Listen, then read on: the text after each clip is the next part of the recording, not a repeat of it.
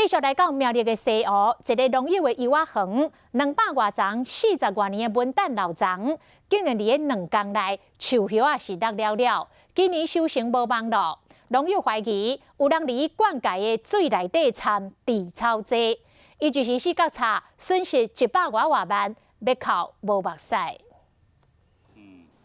一片一片叶啊，拢落落伫土骹。即马是文旦柚的开花期，不过苗栗西湖这片高园200多丛老丛的文旦柚，2天内这树叶啊拢变红黄去，互农友吴先生心真痛，怀疑是有人伫灌溉水内有加除草剂。被人放那个，他们说巴拉瓜了。哦，放在你的水里面。放到水里，我不知道。我一来放我的药下去一喷，好了。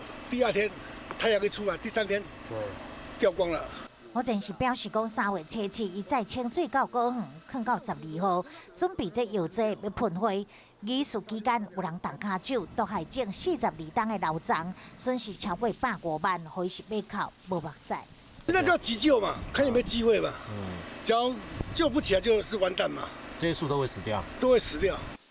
吴生表示，伊将药剂送到农药行，初步判断就是除草剂所惹出来。